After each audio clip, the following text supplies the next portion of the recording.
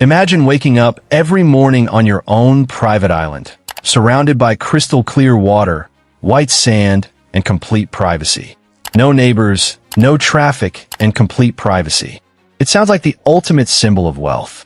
But behind the palm trees, luxury villas, yachts, and sunsets is a side of island ownership that luxury advertisements rarely show. Today, we're going inside the hidden costs of owning a private island. Welcome to Raymap's Profit Lab, where we explore the real economics behind extraordinary businesses and lifestyles.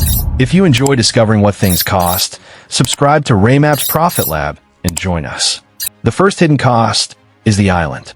Buying a private island can range from hundreds of thousands of dollars to tens or even hundreds of millions, depending on its location, size, development, accessibility, and legal status.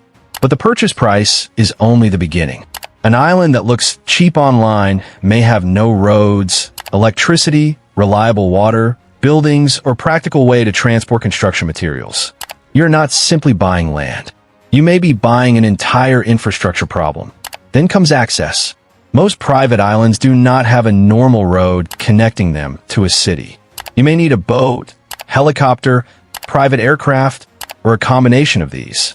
That means maintaining transportation, paying crews, buying fuel, and dealing with repairs. Even a simple trip to the mainland becomes expensive when every journey requires a boat. Bad weather can suddenly make your private paradise difficult to reach. Electricity is another major expense. Unless the island is connected to a mainland power grid, electricity must be generated locally.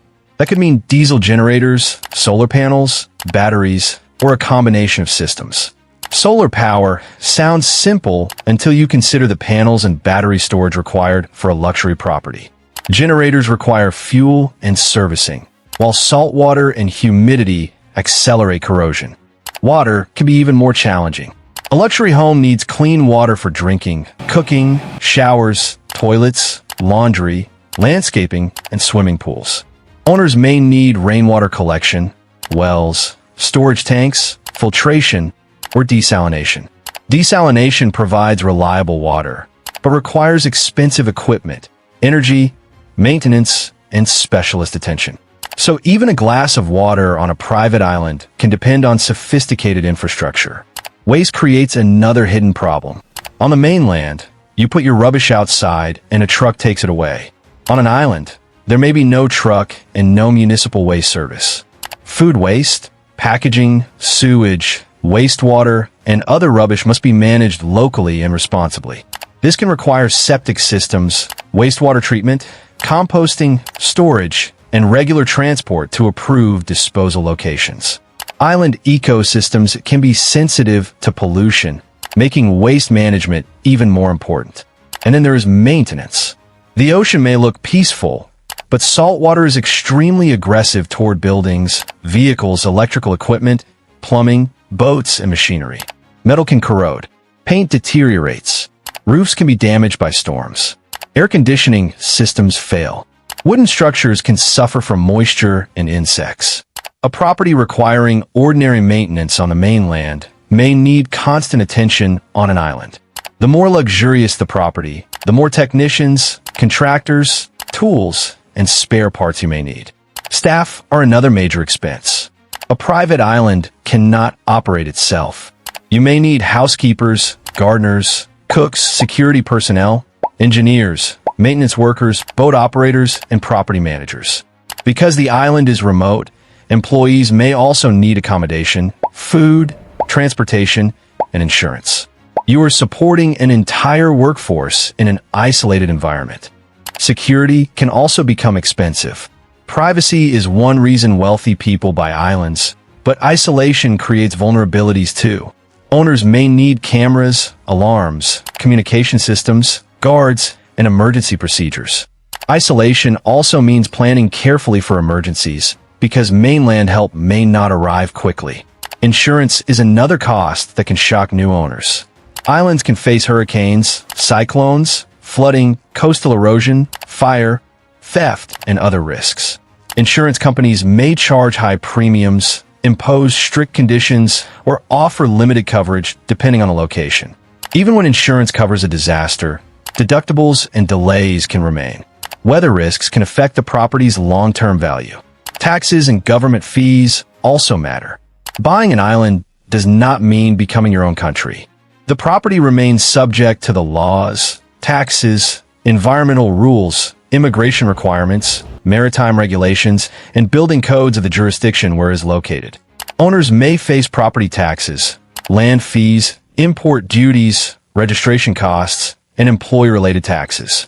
Legal and accounting advice can become an ongoing expense. There's also the opportunity cost. Imagine spending $10 million on island. That money cannot simultaneously be invested in stocks, businesses, or other real estate. If the island produces no income, the owner is maintaining an expensive lifestyle rather than an asset that generates cash flow. Some owners solve this by turning their islands into luxury resorts or exclusive rental destinations. That creates revenue, but also turns the island into a hospitality business, bringing staff, marketing, guest services, regulations, and more expenses. Finally, there's the cost of selling. A private island is not like selling an ordinary house. The pool of potential buyers is extremely small. A property worth millions may remain on the market for years, especially if it is remote or expensive to maintain. Buyers may negotiate aggressively because they understand the ongoing costs. Selling can therefore be a difficult process. So, is owning a private island a bad investment? Not necessarily. For someone with enormous wealth, an island can provide privacy, exclusivity, memories, prestige, and business opportunities. But the purchase price tells only a small part of the story. The real cost includes transportation, electricity, water, waste management, maintenance, staff, security, insurance, taxes, environmental compliance, and the opportunity cost of capital tied up in the property. A private island is less like buying land and more like owning a tiny private company that never closes. It needs power, water, people, logistics, repairs, security, management, and constant investment. The ocean may surround your property, but it does not protect you from bills. That is the hidden economics behind the dream. If you enjoyed this journey behind the price tag of private island ownership, make sure you subscribe to Raymap's Profit Lab. Here, we look beyond the luxury and ask, what does it cost? And where does the money actually go? Subscribe to Raymap's Profit Lab and join us for the next deep dive into the economics behind fascinating businesses, assets, and lifestyles.